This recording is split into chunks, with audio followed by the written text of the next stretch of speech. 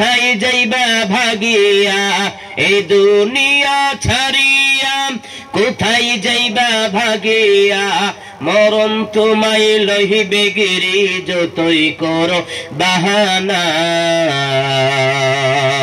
মরণ তোমায় লহিবে গিরি যতই করো বাহানা চিন্তা করে দেখো না কবরে কি যাইবা না চিন্তা করে দেখো না কবরে কি যাইবা না যেই কবরে আল্লাহ ছাড়া বন্ধু কেহই থাকবে না যেই কবরে আল্লাহ ছাড়া বন্ধু কেহই থাকবে না চিন্তা করে দেখো না কবরে কি যাইবা না চিন্তা করে দেখো না কবরে কি যাইবা না এই দুনিয়ায় সবই পর কবর যে তোর আসল ঘর এই দুনিয়ায় সবই পর কবর যে তোর আসল ঘর কেমন সে তাই থাকবি পরে শুধুই মাটির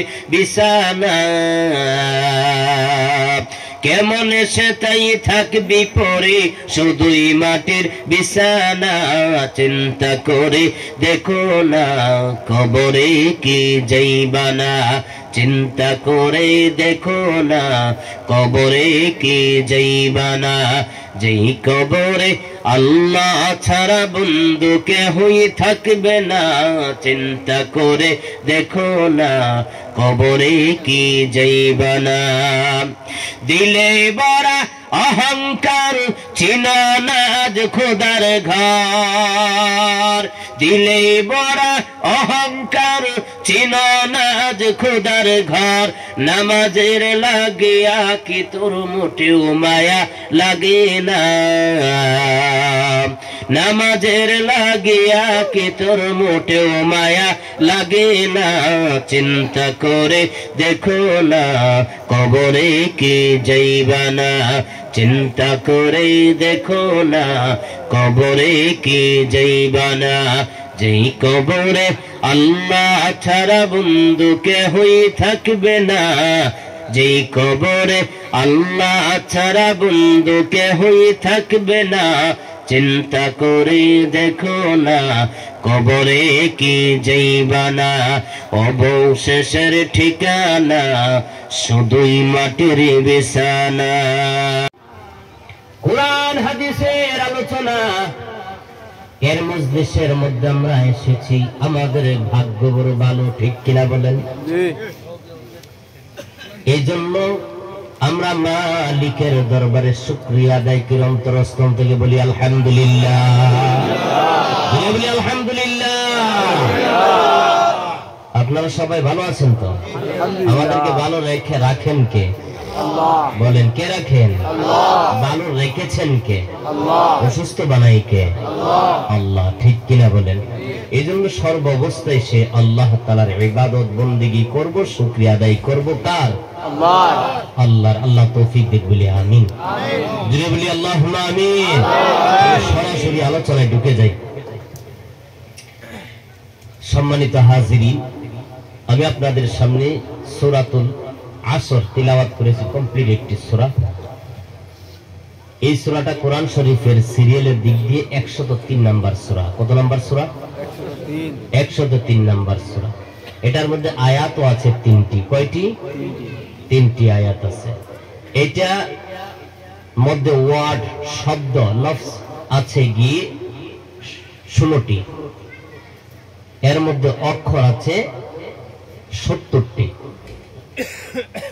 ইমাম শাফিঈ রাহমাতুল্লাহি আলাইহি বলেন কোন মানুষ যদি এই সূরাটার উপরে যদি আমল করে তার ইহকাল পরকাল নাজাতের জন্য যথেষ্ট সুবহানাল্লাহ কেন বলেছেন উনি এই কথা যে কোরআন শরীফের মধ্যে দুইটা দিক দিয়ে আলোচনা করা হয়েছে ক্ষতি এবং লাভ কোনটা ক্ষতির রাস্তা কোনটা লাভের রাস্তা কোনটা সফল হবেন কোনটা বিফল হবেন কোনটা হালাল কোনটা হারাম কোনটা জায়েজ কোনটা না জায়েজ ঠিক কিনা বলেন এই সূরার মধ্যেও আল্লাহ তাআলা আলোচনা করেছেন যে কারা ক্ষতিগ্রস্তের দল, কারা সফল, কারা বিফল। সুবহানাল্লাহ বলেন। এরে মুসলমানের দল, আমার আল্লাহ বলেন ওয়াল আসর। এরে মুসলমান, আমার আল্লাহ বলেন আমি সময়ের কসম খেয়ে বলি,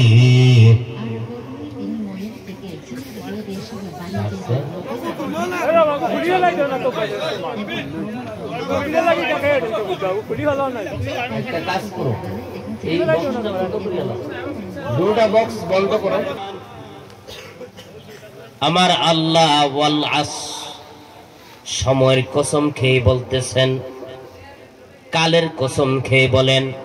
এ মুসলমান, এই আসর শব্দের আগে যে দেখছেন ওয়াওটা, এটা ওয়াও এ কসমিয়া। আমার আল্লাহ এটাকে ব্যবহার, এই ওয়াওটাকে ব্যবহার করেছেন কসমের ক্ষেত্রে। সুবহানাল্লাহ।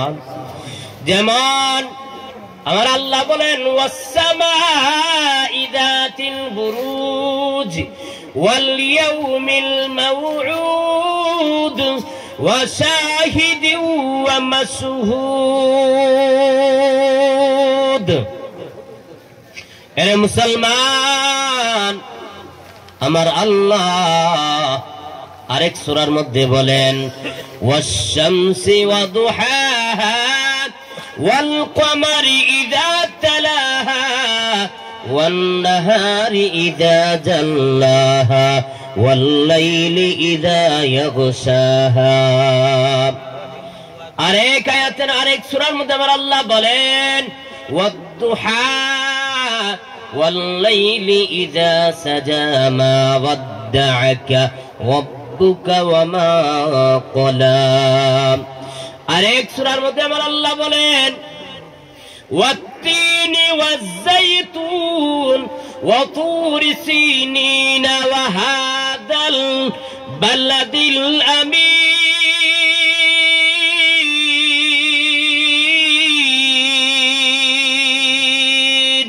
আল্লাহু আকবার। এ নবীর উম্মতের দল, আমার আল্লাহ বলেন এই সূরার মধ্যে আল্লাহ কসম খেয়ে কি বলেন ওয়াত-তিন, আমি আল্লাহ তিন ফলের কসম খাইলাম। ওয়াজ-যাইতুন, যাইতুন ফলের কসম খাইলাম। ওয়া তুরি সিন, আমি আল্লাহ কসম খাইলাম তুর পাহাড়ের। ওয়া হাদাল বালাদিল আমিন।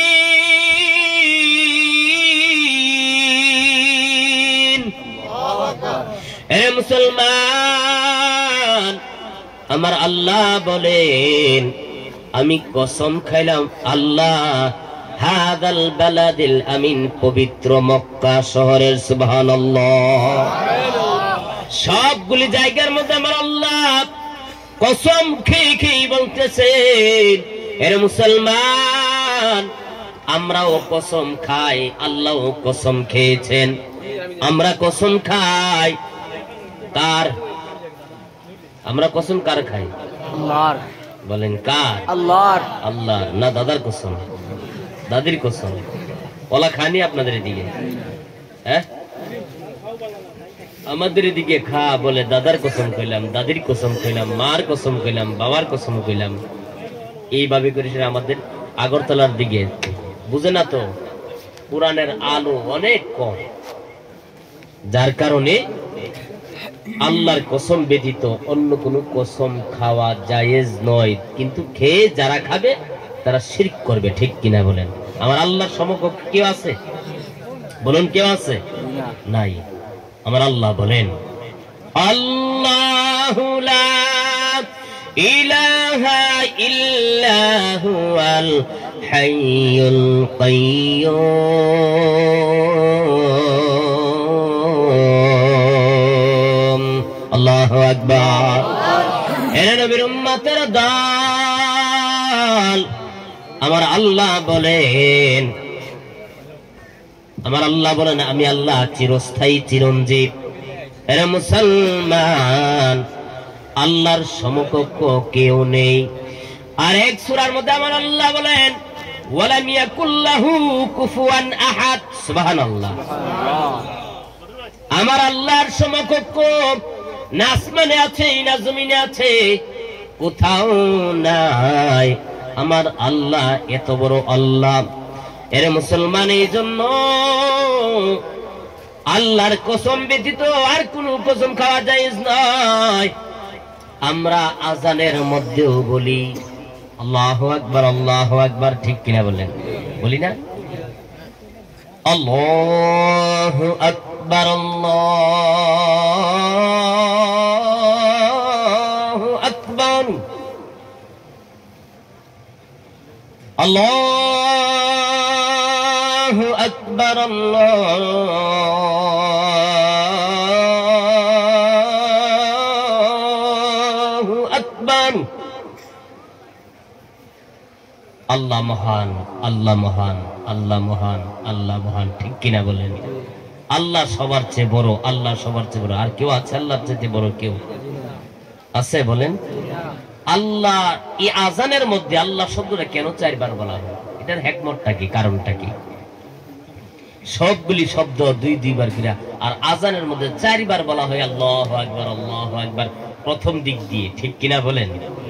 4 বার বলে না? কবার বলেন আপনারা? 4 বার। কেন বলা হয়? এটার হিকমতটা কি? এটার হিকমতটা হলো আল্লাহ তাআলা 4 বার আমরা আজানটা দিয়ে আমরা সাক্ষী দেই যে আল্লাহ তাআলা আমাদেরকে 4টা বস্তু দিয়ে বানিয়েছে। সুবহানাল্লাহ বলেন। আগুন, পানি, মাটি, বাতাস, এই 4টা জিনিস দিয়ে মিশ্রণে আল্লাহ তাআলা আমাদেরকে আল্লাহ তাআলা বানিয়েছেন, ঠিক কিনা বলেন? এই জন্য প্রথমে আল্লাহু আকবার বলে সাক্ষী দেওয়া হয়, হের গোলাম আমি তোকে বানাইলাম এই মাটি থেকে বানিয়েছি, এরে বনু গোলাম তোকে বানিয়েছি আমি আল্লাহ আগুন থেকে বানিয়েছি, এ বান্দা আমি তোকে বানিয়েছি বাতাসের মিশ্রণে, আমি তোকে বানিয়েছি পানির মিশ্রণে, 4টা বস্তু দিয়ে তোকে বানিয়েছি। এই জন্য আজানের মধ্যে 4 বার এই কথা বলে আল্লাহকে সাক্ষী দেওয়া হয়, হে গো মালিক আমাদেরকে 4টা জিনিস দিয়ে বানিয়েছো। এই জন্য আল্লাহ তোমার চাইতে মহান কেউ নাই, তোমার চাইতে বড় কেউ নাই। হে গো আল্লাহ আমরা সাক্ষী দেই তুমি আল্লাহ হইলা মহান। সুবহানাল্লাহ। আরে মুসলমান, আমরা কসম খাই আল্লাহর, কারণ আল্লাহর চাইতে বড় কেউ নাই। এরপরে বলা হয় ওয়াল আসরের সময়ের কসম, কালের কসম। এর মুসলমান, সময়ের কসম কেন আল্লাহ তাআলা খাইলেন? কারণ সময় আপনার আমার সাথে বিরাট একটা সম্পর্ক হইল সময়ের। এর নবীর উম্মতের দল,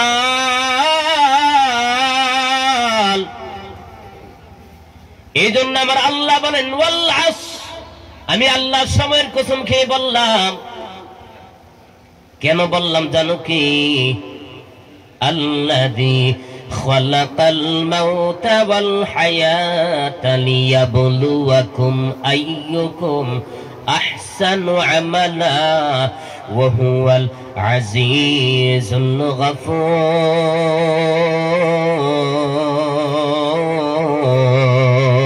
গফুর। আল্লাহু আকবার। এর নবীর উম্মতের দল, আমার আল্লাহ বলেন আমি আল্লাহ মৌতকে বানাইলাম, হায়াতকে বানাইলাম। কেন জানুনি? এজন্য বানিয়েছি গোলাম আমার বান্দা বান্দিরা, যাতে করে তোমরা আমলের দিক দিয়ে প্রতিযোগিতা করতে পারো, কে কত সুন্দর আমল করতে পারো। সুবহানাল্লাহ। এরে মুসলমান, সাহাবায়ে কেরাম আমলের দিক দিয়ে প্রতিযোগিতা করেছে। আল্লাহর নবী রাহমাতুল আলামিন কোন এক যুদ্ধের মধ্যে উনি যাইবেন, যুদ্ধের দামামা বেজে গেছে। আল্লাহর পয়গম্বর সাহাবায়ে কেরামদেরকে ডাক দিয়ে বলে, এরে আমার সাহাবীরা, তোমরা তোমাদের কার কাছে কি আছে নিয়ে আসো, যুদ্ধের ময়দানে নামবো। হযরত ওমর নিয়ত করলেন, কোন দিক দিয়ে আমি আবু বকরকে হারাইতে পারি না, সব দিক দিয়ে আবু বকর আমলের দিক দিয়ে এক নাম্বার হইয়া যায়। এই দান এবার আমি দান এমন ভাবে করব, আবু বকরের কে আমি পেছনে ফেলে দিব আমলের দিক দিয়ে। সুবহানাল্লাহ। এর নবীর উম্মতের দল হযরত উসমান রাদিয়াল্লাহু তাআলা আনহু সম্পদকে 4 ভাগ করে এক ভাগ আল্লাহর নবীর কদমের মধ্যে হাজির করে দিলেন। হযরত আলী সম্পদকে 3 ভাগ করে এক ভাগ হাজির করে দিলেন নবীজির কদম মুবারকে। হযরত ওমর সম্পদকে 2 ভাগ করিয়া এক ভাগ আল্লাহর নবীর কদম মুবারকে হাজির করে দিয়েছেন। আবু বকরকে জিজ্ঞেস করে, আবু বকর কি নিয়ে এসেছো? আবু বকর বলে, ইয়া রাসূলুল্লাহ, ওগো আল্লাহর পয়গম্বর, আমার ঘরের মধ্যে যা ছিল সবগুলি আপনার কদম মুবারকে হাজির করে দিয়েছে। সুবহানাল্লাহ। আম্মা জান আয়েশা বলেন, আমার বাবাকে দেখেছি, একটা সুই ছিল, সুই সেইটা পর্যন্ত খুঁজে বের করেছে। আল্লাহর নবী রাহমাতুল আলামিন বলেন, এরে আবু বকর, তুমি তোমার ঘরের জন্য কি রেখে এসেছো? আবু বকর বলে, ইয়া রাসূলুল্লাহ, ওগো আল্লাহর পয়গম্বর, আমি আবু বকরের ঘরের জন্য একটা দানাও নাই, কিন্তু আমি আমার ঘরের জন্য রেখে আসলাম আল্লাহ এবং আল্লাহর পয়গম্বরকে। সুবহানাল্লাহ। হযরত ওমর বলেন, হে রে আবু বকর, আমি চেষ্টা করেছিলাম আজকে তোমাকে আমলের দিক দিয়ে আমি হারাইব, কিন্তু তুমি এইবারও তুমি জিতে গেলা। তোমার কাছে যা কিছু ছিল সবগুলি আল্লাহর পয়গম্বরের কদম মুবারকে হাজির করে দিয়েছো। হে আবু বকর, তুমি আমলের দিক দিয়া সবচেয়ে সেরা। সুবহানাল্লাহ। হে মুসলমান, হাদিসের মধ্যে এসেছে 8টা জান্নাতের দরওয়াজা দিয়ে আবু বকরকে ডাকা হবে, আবু বকর উদখুলু, হে আবু বকর তুমি প্রবেশ করো আমার দিক দিয়া। 8টা জান্নাতের দরওয়াজা থেকে হযরত আবু বকরকে ডাকা হবে। সমস্ত উম্মতের আমল যদি এক পাল্লার মধ্যে রাখা হয়, আবু বকরের আমলকে যদি আরেক পাল্লায় রাখা হয়, আমার নবী পয়গম্বর বলেছে আবু বকরের আমল নামা সবচেয়ে বেশি বাড়ি হয়ে যাবেন। সুবহানাল্লাহ। এর নবীর উম্মতের দল, এই জন্য আল্লাহ তাআলা বলেছেন, আল্লাযী খালাকাল মাউতা ওয়াল হায়াতা লিয়াবলুয়াকুম আইয়ুকুম আহসানু আমালা। আমি আল্লাহ মওতকে বানাইলাম, হায়াতকে বানাইলাম, কেন জানো? এজন্য বানাইলাম তোমরা যাতে আমলের দিক দিয়ে প্রতিযোগিতা করতে পারো, কে কত সুন্দর আমল করতে পারো। সুবহানাল্লাহ। লা ইলাহা ইল্লাল্লাহ,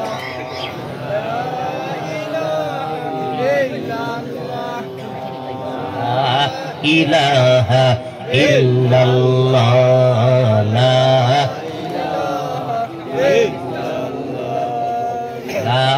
ইলাহা ইল্লাল্লাহ, লা ইলাহা ইল্লাল্লাহ, লা ইলাহা ইল্লাল্লাহ,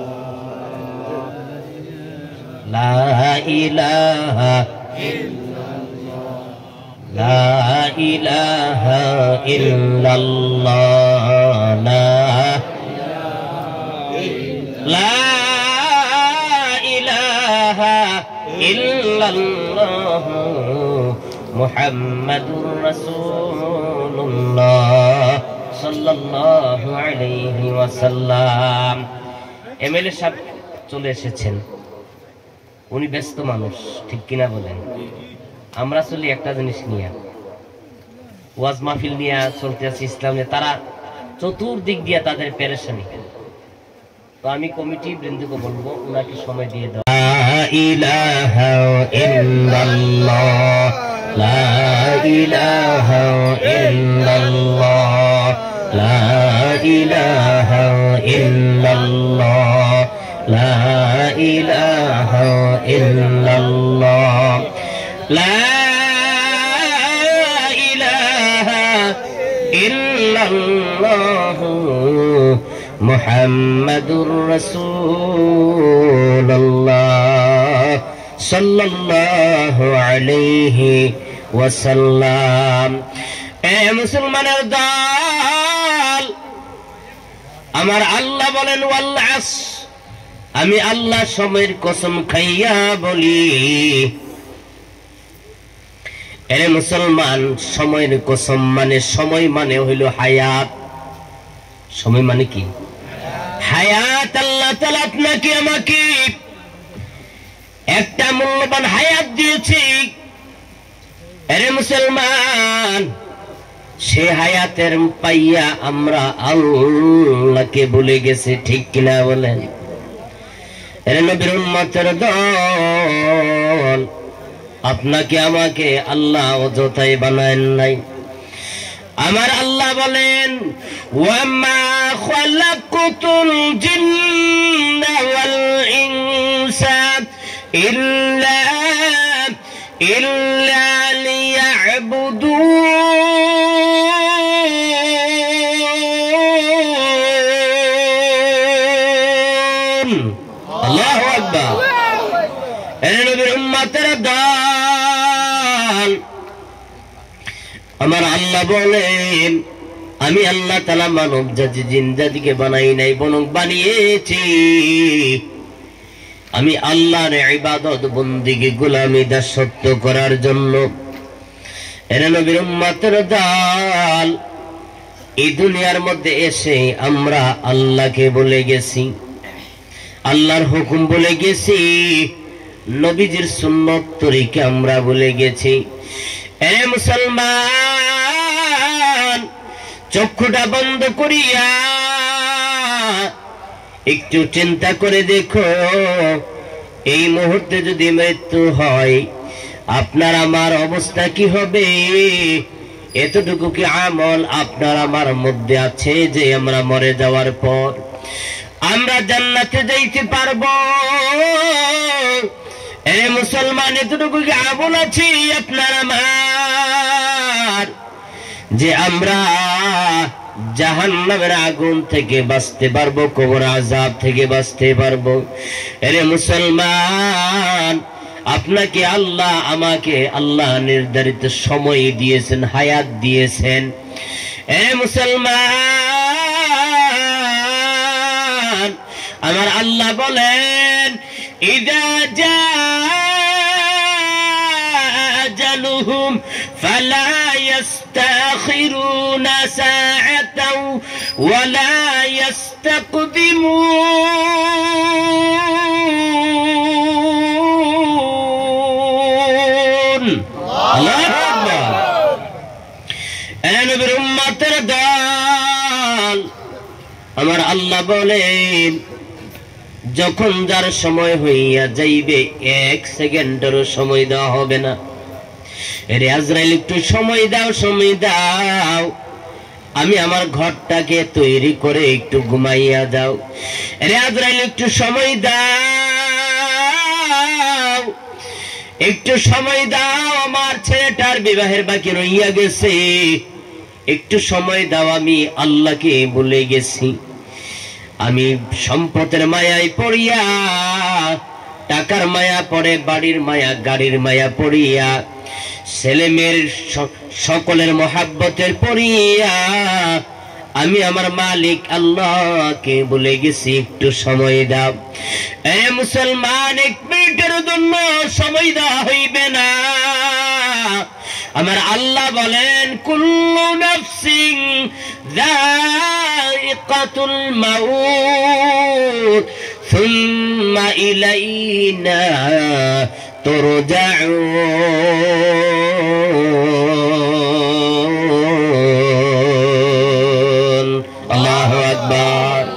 মাউতু কাসিন কুল্লু নাফসিন শারিবুহু মৌত কাসিং কুল্লু নাফসিন শারিবুহু কবরি বাইতিন কুল্লু নাফসিন দাখিলু কবরি বাইতিন কুল্লু নাফসিন দাখিলু।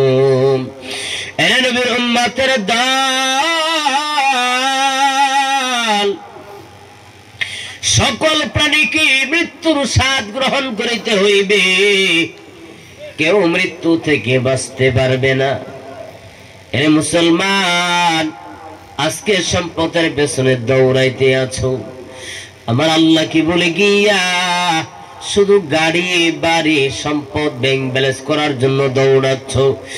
এ মুসলমান, আপনাকে আমাকে মওত আপনার আমার সামনে যেদিন হাজির হইয়া যাইবে, আমার আল্লাহ বলেন, ইন্না বাতুশা রাব্বিকা লাশাদীদ।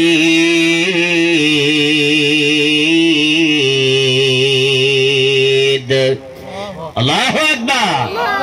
এ নবীর উম্মতের দল, আমার আল্লাহ বলেন, আমার ধরা বড় কঠিন ধরা, আমি আল্লাহ ধরি না, ধরলে কিন্তু ছাড়ি না, ঠিক কিনা বলেন? আল্লাহ ছাড় দিয়েছেন, বান্দা যা যা, আমি আল্লাহ তোকে ছাড় দিয়েছি, তোকে একটা হায়াত দিয়েছি, সময় দিয়েছি। সময় যখন ফুরিয়া যাইবে, আমি আল্লাহ সুতায় ধরে টান দিব, থাকতে পারবে না, ঠিক কিনা বলেন? এর নবীর উম্মতের দল, যখন ছেলেরা গুড়ি উড়াই, গুড়ি বানাইয়া যখন গুড়ি আসমানের মধ্যে উড়ায়, গুড়ি 1 রেল 2 রেল 3 রেল যখন গুড়ির মালিককে ছেড়ে দিয়ে সুতা, অনেক দূরে যাইয়া গুড়ি মাথাটা এইভাবে করে নাড়ায় আর বলে, হেরে আমার মালিক, নিজের হাতে গুড়ি কাটিয়া তুমি আমাকে বানাইয়াছো, আমাকে পাইবা না। মাথাটা গুড়ি অনেক দূরে গিয়া মাথাটা এইভাবে করে নাড়াই, পাবা না, ঠিক কিনা বলেন? গুড়ির মালিক ডাক দিয়া বলেন, হেরে গুড়ি, তোকে আমি নিজের হাতে কাটিয়া বানাইলাম, মনে করছো অনেক দূরে চড়িয়া গেছো? না, আমি এমন মালিক, তোকে আমি বেঁধে রেখেছি।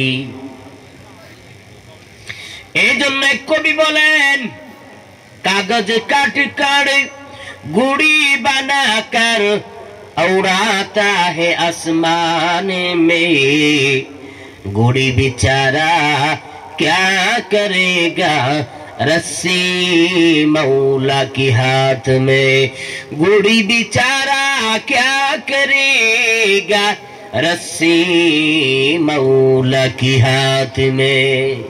अरे नबीर उम्मतर दल गुड़ी बोले आर आमाके पाइबा ना जे मात्र सन्धे गड़ाइया जाय गुड़िर मालिक एबार नाटार धरे टान देवा आरम्भ करे सुता बोलते थाके, काछे जखन आसिया जाय एक बार दौड़ दे डाइन दिके बासार जन्य, आरेकबार दौड़ दे बाम दिके बासार जन्य। गुड़िर मालिक बोले যত চেষ্টা করো না গোলাম, আমি তোকে নিজের হাতে কাটিয়ে বানাইলাম, অনেক দূরে যাইয়া মনে করেছো তোমাকে পাইবো না না না না, আমার থেকে তুমি বাঁচতে পারবা না, কারণ আমি এমন মালিক তোকে আমি বেঁধে রেখেছি, চেষ্টা করলেও ছুটতে পারবে না, ঠিক কিনা বলেন? এ মুসলমান আমার, আল্লাহ আপনাকে আমাকে মত নামক একটা সুতা দিয়া বেঁধে রেখেছে। যত চেষ্টা করো না কেন, বলে আমি আল্লাহর দরবারে যাইব না, কবরে শুইব না, আমি হাসরে যাইব না, না না না না না, মৌত নামক জিনিস দিয়া। এরে নবী উম্মতের দল, আপনাকে আমাকে বেঁধে রেখেছে, যেদিন নাটার মধ্যে টান দেওয়া হবে। এরে মুসলমান, ওই দিন আমার মালিকে আপনাকে আমাকে মৌত নামক জিনিস দিয়া কবরের মধ্যে শোয়াইয়া দিবেন, ঠিক কিনা বলেন? এই দুনিয়া ছাড়িয়া কোথায় যাইবা ভাগিয়া, এই দুনিয়া ছাড়িয়া কোথায় যাইবা ভাগিয়া, মরণ তোমায় লহিবে গিরি যতই করো বাহানা, মরণ তোমায় লহিবে গিরি যতই করো বাহানা। চিন্তা করে দেখো না, কবরে কি যাইবা না, চিন্তা করে দেখো না, কবরে কি যাইবা না। যেই কবরে আল্লাহ ছাড়া বন্ধু কেহই থাকবে না, যেই কবরে আল্লাহ ছাড়া বন্ধু কেহই থাকবে না, চিন্তা করে দেখো না, কবরে কি যাইবা না, চিন্তা করে দেখো না, কবরে কি যাইবা না। এই দুনিয়ায় সবই পর, কবর যে তোর আসল ঘর, এই দুনিয়ায় সবই পর, কবর যে তোর আসল ঘর। কেমন সে তাই থাকবি পরে, শুধুই মাটির বিছানা, কেমন সে তাই থাকবি পরে, শুধুই মাটির বিছানা। চিন্তা করে দেখো না, কবরে কি যাইবা না, চিন্তা করে দেখো না, কবরে কি যাইবা না। যেই কবরে আল্লাহ ছাড়া বন্ধু কেহই থাকবে না, চিন্তা করে দেখো না, কবরে কি যাইবা না। দিলে বড়া অহংকার, চিনো না আজ খোদার ঘর, দিলে বড়া অহংকার, চিনো না আজ খোদার ঘর। নামাজের লাগিয়া কি তোর মোটেও মায়া লাগে না, নামাজের লাগিয়া কি তোর মোটেও মায়া লাগে না।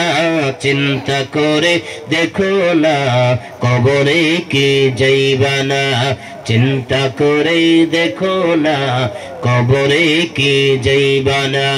যেই কবরে আল্লাহ ছাড়া বন্ধু কেহই থাকবে না, যেই কবরে আল্লাহ ছাড়া বন্ধু কেহই থাকবে না, চিন্তা করে দেখো না, কবরে কি যাইবা না। অবশেষের ঠিকানা শুধুই মাটির বিছানা। লা ইলাহা ইল্লাল্লাহ, জোরে লা ইল্লাল্লাহ, লা ইলাহা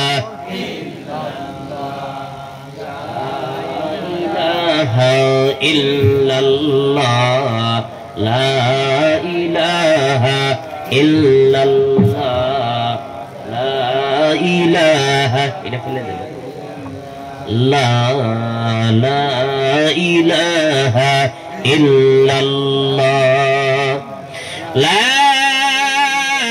ইলাহা ইল্লাল্লাহ, মুহাম্মাদুর রাসূলুল্লাহ সাল্লাল্লাহু আলাইহি ওয়াসাল্লাম। আল্লাহু আল্লাহ। ও মুরব্বি কই যাচ্ছেন? বসেন, যাবেন না।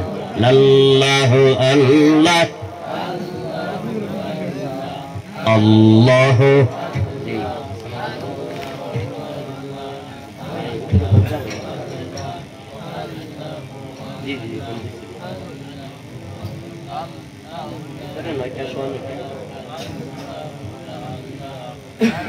আল্লাহু আল্লাহ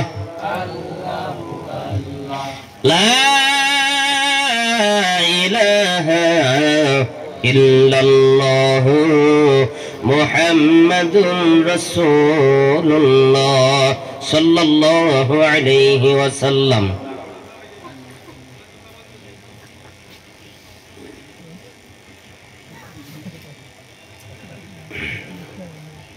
মাইকের যে হালাত, মাইকের কারণে আমি আমার গলা নিজেই বুঝছি না। এর মধ্যে উঠা বসা করতেছে, যাইতেছে, মানুষ চলে যাচ্ছে। আপনারা যদি চলে যান আমি কি কবর খোলাত গিয়ে ওয়াজ করতাম? কবরস্থানে ওয়াজ করতাম। এক বক্তা চোখ বন্ধ করে করে ওয়াজ করে, ওনার স্বভাব আর কি এটা। 2 ঘন্টা আলোচনা করেছে, করে দেখি একজন বসে আছে, মিয়া সাহেবরে রাখিয়া সব বাগ যায়। মিয়া সাহেব আফসোস করিয়া বলে, রে বা তুমি আমার ওয়াজটা বুঝছো, আর কেউ বুঝে নাই। ওই লোকে দুঃখ করে বলে, হুজুর মিয়া সাহেব রে বা আমি তো বিপদে পড়িয়া বইয়া রয়েছি। বিপদ কি দা? আমি তো মাইকের অপারেটর, আপনিও মাইক ছাড়েন না, আমিও যাইতারি না। সবাই গেছে গান, আমারও পাইতেন না। তো এখন যদি আপনারা যদি আমাকে রেখে যদি চলে যান, আমি কি মাইকের অপারেটরের ওয়াজ শোনা মনে? কেন এবার একটা বিপদে পড়িয়া বইয়া থাকবো। এখন আমি তো, আমার তো চোখ তো খোলা, কে যাচ্ছেন কে আসছেন এই বুঝে মাইকের হালাত বালা না। আওয়াজ বেরিতেছে, যেমন দেখা যাচ্ছে আমার গলা ফাটিয়া 13টা বাজছে, গলা অবস্থা না নেই। এর মধ্যে বাজলো কত গান না, আমরা গান ফতোয়া দিয়ে হারাম, আর এটার মধ্যে গান বাজে। মানুষের শুনলে দূর থেকে কইতো না নি, এরা ওয়াজও করে গানও করে, দুটা না নেই অবস্থা। আল্লাহ হেফাজত করতো। জুড়ে বলে আল্লাহুম্মা আমিন, জুড়ে বলে আল্লাহুম্মা আমিন। সময় কম,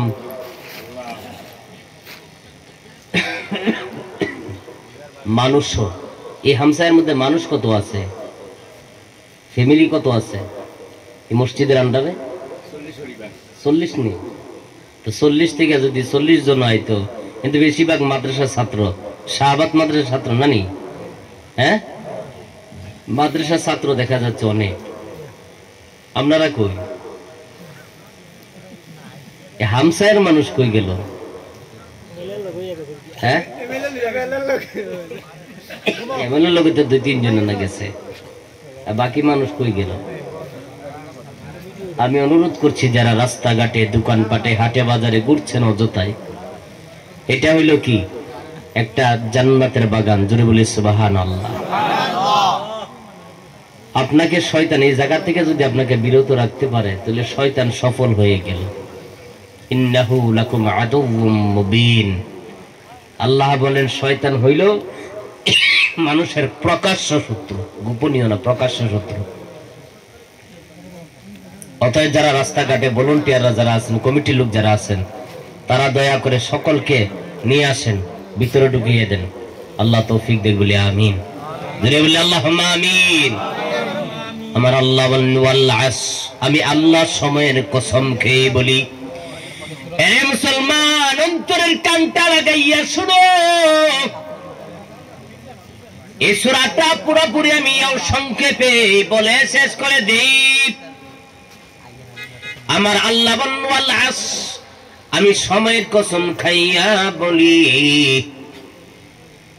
ইন্নাল ইনসানা লাফি খুসর, নিশ্চয় সমস্ত মানুষগুলি ক্ষতিগ্রস্তের মধ্যে আছে। কিন্তু যাদের মধ্যে 4টা গুণ থাকবে, যারা 4টা কাজ করবে, তারা ক্ষতিগ্রস্ত নয়। 1 নাম্বার হলো ইল্লাল্লাযীনা আমানু, যারা ঈমান এনেছে, দুই নম্বরে হইলো আমিলুস সালিহাত, যারা নাকি নেক আমল করেছে। তিন নম্বরে হলো ওয়াতাওয়াসাউ বিল হক, যারা নাকি সত্যের উপরে থাকে, সত্যের দিকে ডাকে।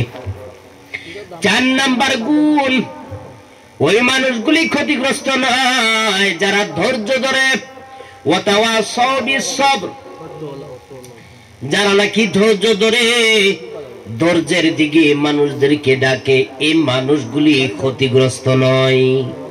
তাহলে কয়টা কাজ করতে হবে বলেন? কয়টা? ইন্নাল ইনসান, আল্লাহ সময়ের কসম খেয়ে বলেন, ওয়াল আস, আমি আল্লাহ সময়ের কসম খেয়ে বলি, ইন্নাল ইনসানা লাফি খুসর, নিশ্চয় সমস্ত মানব জাতি, ইন্নাল মুসলিমিনা লাফি খুসর, শুধু মুসলমানদেরকে বলেন নাই, সমস্ত পৃথিবীর মধ্যে যত রিলিজিয়ানের মানুষ আছে, যত ধর্মের মানুষ আছে, সকলকে আল্লাহ সম্বোধন করে বলছেন ইন্নাল ইনসান, সমস্ত মানব গোষ্ঠী, মানব জাতি। সুবহানাল্লাহ। আরে মুসলমান, শুধু মুসলমান নয়, সমস্ত জাতিরা